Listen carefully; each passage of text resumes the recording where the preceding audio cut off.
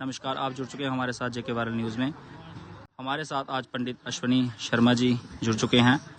वो आज हमें बताएंगे कि रामनवमी का उत्सव आज पूरे देश भर में क्यों मनाया जाता है और आज के दिन ही जिस दिन नवरात्रों का जो साह का विसर्जन किया जाता है उसी दिन विशेष रामनवमी का त्यौहार क्यों मनाया जाता है। तो पंडित जी, आप हमारे दर्शकों को बताइए कि रामनवमी का त्यौहार क्यों मनाया जाता है और नवरात्रों का क्या महत्व है, और नवरात्रों का जिस दिन विसर्जन किया जाता है, जिस दिन साह का विसर्जन किया जाता है, उसी दिन रामनवमी क्यों मनाई जाती है। जय माता दी, जय श्री राम।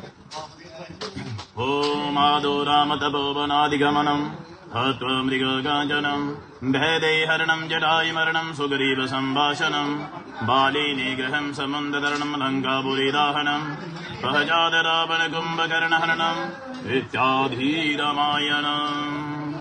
सब भक्तों को जय श्री राम, जय माता दी। आज पूरे भारतवर्ष में राम नवमी का उत्सव बहुत ही हर्षोल्लास से मनाया जा रहा है। तो आज के दिन चैत्र शुक्ल पक्ष की नवमी के दिन श्री राम जी का जन्म हुआ था। तो आज के दिन सब भक्त श्री राम नवमी के इस पावन पवित्र दिवस पर राम जन्मोत्सव बहुत ही हर्षोल्लास से मनाएं। राम जी के आदर्शों को याद करें, क्योंकि श्री राम भगवान न्याय और सत्य पर चले, इसलिए उन्हें मर्यादा पुरुषोत्तम श्री राम कहलाए। वो राम जी का आज उत्सव बहुत ही धूमधाम से पूरे भारतवर्ष में मनाया जा रहा है और बड़े ही हर्षोल्लास से घर घर में, हर जगह, देवालयों में और बड़े ही धूमधाम से भगवान का उत्सव मनाया जा रहा है।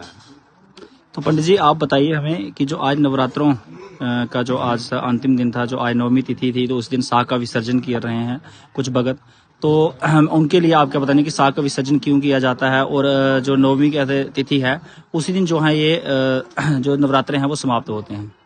आज के दिन विशेष रूप से लोग घरों घरों में आज माँ भगवती की पूजा आराधना कर रहे हैं और आराधना करके आज शाखा का विसर्जन कर रहे हैं। और आज विशेष रूप से माँ की पूजा करने से पूर्ण फल की प्राप्ति होती है। आज के दिन जिन्होंने नवरात्रों में 9 दिन के व्रत किए थे, आज के दिन वो व्रत का पूर्ण करके आज व्रतों का पालन कर रहे हैं और माँ का आशीर्वाद वाले हैं, क्योंकि आज के दिन माँ भगवती की पूजा अर्चना करने से विशेष फल की प्रधानता होती है और माँ भगवती का आशीर्वाद हम पर, हमारे परिवार पर, और जो भक्त माँ की आज के दिन पूजा अर्चना करते हैं उन्हें पूर्ण आशीर्वाद प्राप्त होता है। तो पंडित जी, एक सवाल जो था हमारे मन में था, मैं आपको पूछना चाहता हूँ कि कुछ लोग जो हैं जैसे कहते हैं, कल मुहूर्त पूछा जा रहा था तो पंडित जी से, तो कुछ लोग जो कहते हैं कि साह का विसर्जन जो है वो रविवार को हो गया, वीरवार को हो गया, मंगलवार को हो गया, तो इन दिनों में नहीं करते हैं। तो क्या इसके बारे में बताएंगे कि क्या विशेष है, कर सकते हैं कि नहीं कर सकते हैं। देखिए, ऐसा कोई विधान नहीं है, क्योंकि नवरात्रे की 9 दिन माँ की लगातार पूजा की जाती है। इन 9 दिनों में माँ की आराधना करनी चाहिए, पूजा अर्चना करनी चाहिए। और कुछ भक्त ऐसे होते हैं अष्टमी के दिन भी कन्या पूजन करके और माँ की पूजा अर्चना करते हैं, और कुछ भक्त नवमी के दिन, जैसे आज रविवार को, शाखा का विसर्जन कर रहे हैं और कन्या पूजन कर रहे हैं। इसमें कोई बहुत सारा संशय लोगों में बना हुआ था, लेकिन ऐसा कोई विधान नहीं है कि आज रविवार को आज शाखा विसर्जन नहीं कर सकते हैं, क्योंकि आज के दिन भी आज शाखा का विसर्जन, कन्या पूजन करके आज माँ की आराधना पूजा आप कर सकते हैं। तो पंडित जी, आप अंत में हमारे श्रोताओं के लिए क्या संदेश देना चाहेंगे, जिन लोगों ने नवरात्रों के व्रत रखे थे या फिर माँ भगवती की उपासना करते हैं, उनके लिए क्या संदेश है। जो माँ भगवती की आराधना कर रहे हैं, पूजा अर्चना कर रहे हैं, उनको यही संदेश है कि माँ की आराधना करें, माँ की पूजा अर्चना करें, और विशेष रूप से जो हमारी कन्याएं हैं, कन्याओं का मान सम्मान करें। पूरे भारतवर्ष में मैं यही संदेश देता हूँ कि कन्याओं का भी मान सम्मान करें और कन्या पूजन करें, क्योंकि हम 9 दिनों में कन्या पूजन करते हैं, माँ की आराधना करते हैं। लेकिन कुछ लोग ऐसे होते हैं, जन्म लेते ही कन्या घर में नहीं होने देते हैं।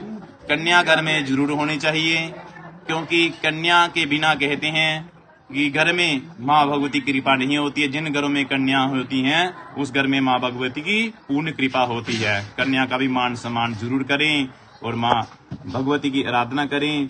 और सब भक्तों को यही संदेश देता हूँ कि अच्छे कर्म करें। अच्छे कर्म करने से अच्छे फल की प्रधानता होती है और किसी का दुख मन ना दुखाएं और हमेशा अच्छा ही करें।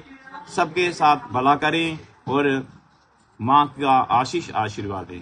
तो पंडित जी कोई ऐसी स्तुति या मंत्र जो आप हमारे भक्तों को, आप हमारे श्रोताओं को बताएं कि ताकि जिस स्तोत्र का किसी पाठ का आप मतलब श्रवण करके या सुनकर या करके उसको जो है आप भगवती की कृपा जो प्राप्त कर सकते हैं, तो ऐसे कोई स्तोत्र का या मंत्र का आप हमें कोई। तो ऐसे तो बहुत सारे मंत्र हैं माता रानी के कि जिससे आप उनकी उपासना कर सकते हैं, उनके मंत्रों का उच्चारण करके महाभगवती की कृपा पा सकते हैं। तो बहुत सारे भक्त होते हैं जो बहुत सारे मंत्र तो नहीं पढ़ सकते हैं, उनके लिए एक निवारण छोटा सा मंत्र है, ओम ऐं ह्रीं क्लीं चामुंडा विचे। इस मंत्र का जाप करें।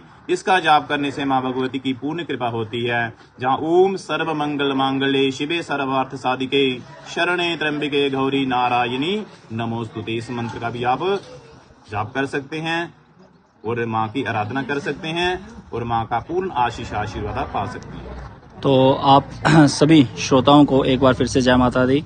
आप हमारे साथ जुड़े और आपने हमारा इतना अच्छा मार्गदर्शन किया, तो पंडित अश्विनी शर्मा जी एक बार फिर से मैं आपका बहुत बहुत धन्यवाद करता हूं कि जिन्होंने हमारे श्रोताओं को अपने मुख से इतना अच्छा जो ज्ञान प्रदान किया और माँ के जो मंत्रों का ज्ञान प्रदान किया, उसके लिए बहुत बहुत आपका धन्यवाद। जय माता दी।